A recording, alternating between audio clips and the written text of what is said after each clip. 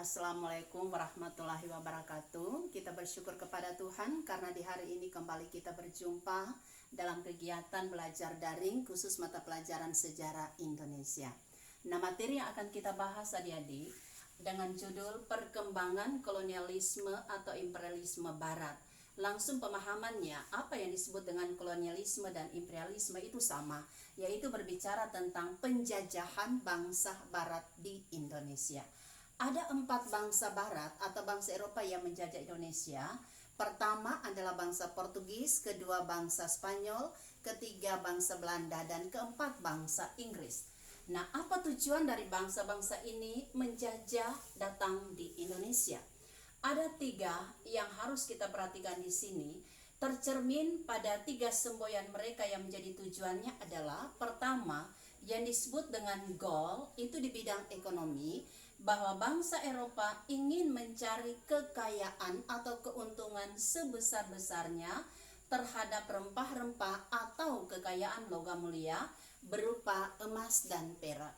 Kedua, di bidang gospel, maksudnya di sini adalah berbicara dalam bidang agama, bahwa bangsa Eropa itu memiliki hasrat suci untuk menyebarkan agama yang mereka anut, yaitu agama Katolik. Yang ketiga, di bidang politik yang disebut dengan glory.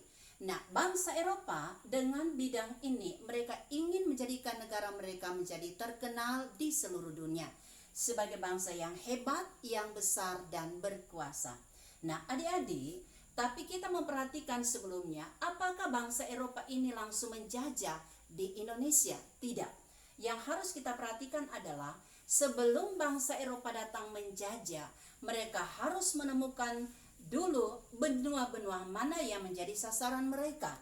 Dan kita melihat tentang terjadinya penjelajahan samudera yang dilakukan oleh bangsa Eropa itu sehingga mereka bisa sampai di Indonesia. Nah, adik-adik, ada 2 bangsa Eropa yang dikenal sebagai penjelajah terbesar. Pertama bangsa Portugis dan kedua adalah bangsa Spanyol. Mari kita perhatikan bagaimana perjalanan bangsa Eropa datang ke Indonesia melalui penjelajahannya sebelum mereka datang menjajah. Nah, adik-adik, di sini ada peta yang sangat sederhana Ibu buat, yaitu ini hanya menggambarkan kepada adik-adik, menjelaskan tentang rute perjalanan bangsa Eropa sehingga mereka bisa sampai di negara kita.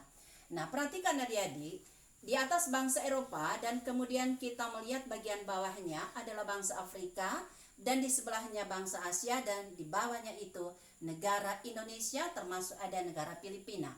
Perjalanan bangsa Eropa lewat penjelajahan yang dilakukannya, kita melihat dari atas dulu bangsa Eropa di sini apakah dia Portugis atau Spanyol, terus Belanda dan kemudian Inggris. Itu adik-adik adalah dilakukan melalui lewat bangsa Afrika Selatan, yaitu sampai di Tanjung Harapan. Terus sampai mereka melanjutkan perjalanannya sampai di negara Asia, termasuk di sini adalah India, dan terus sampai akhirnya di Indonesia, yaitu ada Malaka, terus ada Banten, terus ada Maluku. Nah, ini adik-adik menggambarkan penjelasan singkat seperti apa perjalanan bangsa Eropa datang di Indonesia melalui penjelajahan samudra itu.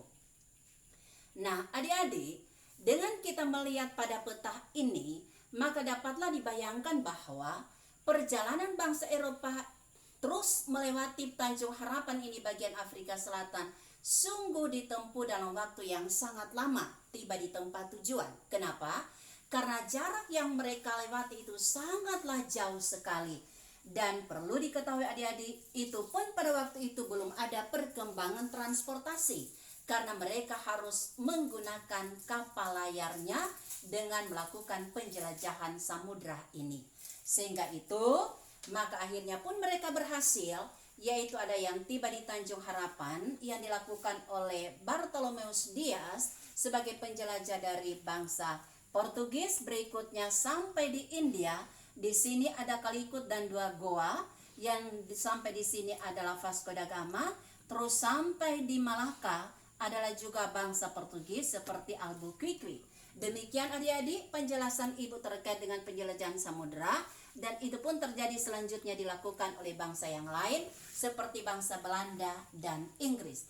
Jelasnya kita bisa mengetahui bahwa perjalanan bangsa Eropa sampai di Indonesia itu sangatlah lama waktu tibanya dengan jarak tempuh yang sangat jauh. Demikian untuk selanjutnya adik-adik akan ada tugas bagi adik-adik untuk menjawab adanya apa latar belakang bangsa Eropa datang di Indonesia. Oke? Kiranya tugas ini dapat dibuat dan Anda untuk mengirimnya ke nomor WA-nya Ibu. Oke? Terima kasih dan sampai jumpa pada minggu depan.